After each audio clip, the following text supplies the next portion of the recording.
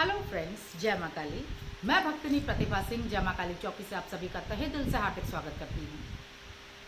कुछ इस तरह के केसेस भी हो जाते हैं कि हमारे घर में हमारी बहू बेटियों में से किसी ने आत्महत्या कर ली, कोई जल के ख़त्म हो गया, किसी की आकस्मिक मृत्यु हो गई, कोई बहुत छटपटा के ख़त्म हुआ और उसके बाद उस घर में दिक्कतें आरंभ हो गई। कभी कभी आकस्मिक मृत्यु के बाद चेतना बहुत बुरी तरह से भटकने लग जाती है। प्रेत योनि में जाने के बाद अक्सर भूत प्रेतों का वास घर में हो जाता है ऐसे लोगों का। कभी कभी किसी के शरीर पर भी कब्जा कर लेते हैं और बहुत बुरी तरह करते हैं, और कभी कभी सभी घर के सदस्यों को दिखने लग जाते हैं, परेशान करने लग जाते हैं। एक गंध फैल जाती है घर के अंदर, बहुत गंदी सी। अक्सर सभी को महसूस होने लग जाते हैं, अक्सर सभी को दिखने लग जाती हैं ऐसी चीज़ें। और जब प्रेत घर में वास कर जाए तो कभी अकेला वास नहीं करता, उसके साथ फिर धीरे धीरे वो घर प्रेतों का अड्डा बन जाता है। रोग दूर नहीं होते, परेशानियों पे परेशानियां चलती हैं, वो शक्ति बार बार दिखने लग जाती है। यदि आपके साथ भी ऐसी कुछ घटनाएं घटित हो रही हैं तो सबसे पहले आप खुद भी गौर कीजिएगा, आपकी पूजा पाठ में विघ्न आने आरंभ हो जाएंगे। वो शक्ति आपको पूजा नहीं करने देगी, और अगर आप पूजा करने की कोशिश करेंगी तो वो आपको बीमार कर देगी। यदि ऐसा होता है तो घबराने की बिल्कुल भी ज़रूरत नहीं। जिसके साथ ये घटना घटित हो रही है वो इंसान अपने ऊपर से नित्य नियम से 21 जोड़ी लौंग, एक जोड़ी लौंग में 2 लौंगे होती हैं, 21 जोड़ी लौंग और 21 जोड़ी इलायची सर से लेकर पैर तक सीधी तरफ से वार के शाम के 7 बजे के बाद चौराहे पे फेंकना आरंभ करें। ये कार्य आपको नित्य नियम से करना है जब तक आप किसी सही साधक के या सही साधिका के चौखट तक नहीं पहुंच जाते। आपको अच्छा कवच नहीं मिल जाता, आपकी बहुत प्रचंड तरीके से ये रक्षा हो। और आपको क्या करना है, आपको अक्सर ये शक्ति घर में दिखाई दे रही है तो आप जब भी रात को सोएं बच्चों की खाट को और अपनी खाट को बांध के सोएं। पहली बात, हनुमान चालीसा नित्य नियम से पढ़ना आरंभ करें। एक धूप बत्ती जला लें, 5 बेसन के लड्डू चढ़ाएं महावीर जी को और उनसे आंख बंद करके प्रार्थना करें, प्रभु हमारी रक्षा कीजिए। आप संकट मोचन हैं, आपके रहते कोई दिक्कत हो ही नहीं सकती।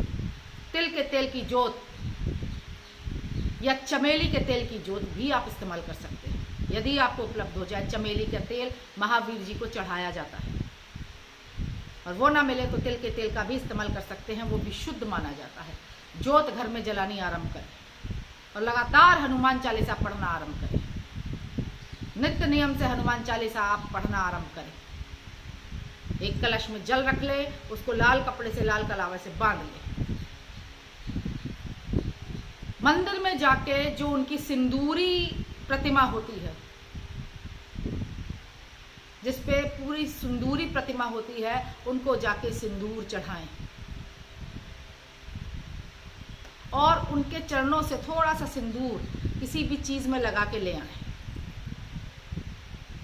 और घर आके वो सिंदूर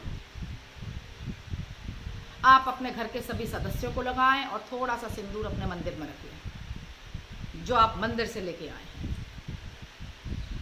चमेली के तेल की जोत आप लगातार जलाएं। जो कलश आपने जल का रखा है, मैंने पहले भी बताया, एक बार फिर से बता दूं, उस कलश के जल को हाथ में ले लें रात को सोते समय और पढ़ना आरंभ करें, भूत पिशाच निकट नहीं आवे महावीर जब नाम सुनावे। भूत पिशाच निकट नहीं आवे महावीर जब नाम सुनावे। ये कहते हुए 7 चक्कर आपको अपने बिस्तर के या खाट के लगा के आपको अपना बिस्तर और खाट बांधना है, या उस इंसान का बांधना है जिसके ऊपर प्रेतों ने हमला कर दिया है या किसी के शरीर को कब्जे में ले लिया है। थोड़े दिन के बाद ही आपको अपने घर में परिवर्तन देखने को मिलेगा। अक्सर ऐसे लोग जगह जगह भटकते हैं, दरगाहों पर, मंदिरों में, सालों साल भटकने के बाद भी उन्हें आराम नहीं मिलता, और उसका कारण ये है प्रेत इतनी आसानी से पीछा नहीं छोड़ता। हर मर्ज की एक दवा होती है, हर तरीके का एक काट होता है, जैसा रोग वैसी दवा। जब ऐसी शक्तियां शरीर में बीमारियां उत्पन्न करती हैं या दर्द उत्पन्न करती हैं या कोई भी दिक्कत उत्पन्न करती है, तो कोई भी ब्रह्मांड का डॉक्टर आपको ठीक नहीं कर सकता, कोई भी दवा आपको फायदा नहीं करेगी। किसी भी दिक्कत से, किसी भी परेशानी से निकलना आपके लिए असंभव हो जाएगा। ये जितने भी कार्य मैंने आपको बताए, आप करके देखिए, आपको फायदा निश्चित होगा। यदि आपको कोई भी दिक्कत है, परेशानी है, आप मेरे संपर्क में आ सकते हैं। आपको मेरे व्हाट्सएप नंबर पे 6393804105 पे अपना नाम और अपनी परेशानी लिख के भेजनी होगी। आपके पास मेरा मैसेज जरूर पहुंचेगा।